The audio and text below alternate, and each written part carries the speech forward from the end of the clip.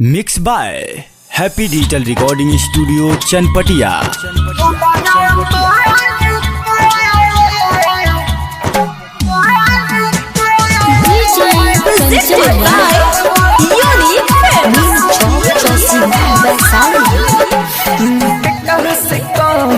दिलवा के अपना लके से कहीं दिलवा के अपना लके हो जुआवा तो बारात हमारा मालिक के अजियावा तो बारात हमारा मालिक के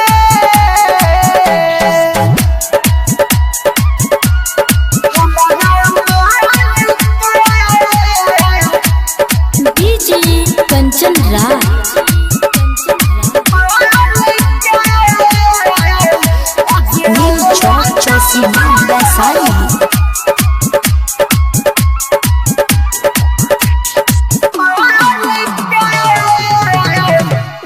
हमारा तो बहुत बुझाता हो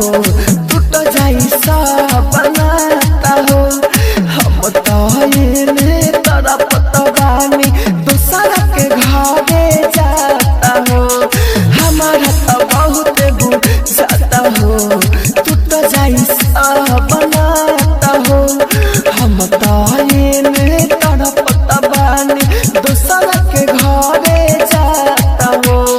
सोरह सिंगार कैले बिया झरके सोरह सिंगार कैले बिया झरके हो जुआवा तो बारात हमारा मालिक के अजियावा तो बारात हमारा मालिक के presented by Unique Films. DJ Kanchan Raj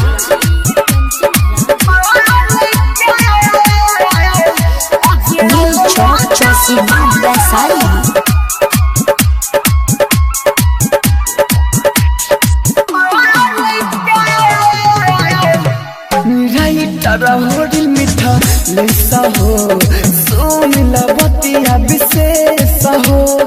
Rahu राजा धानी देवेंद्रता कहेला उन करनी कहो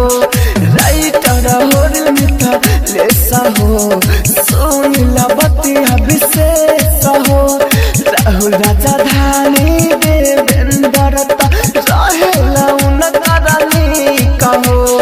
डीजे कंचन आई के पूछल हाल के डीजे कंचन आई के पूछल हाल के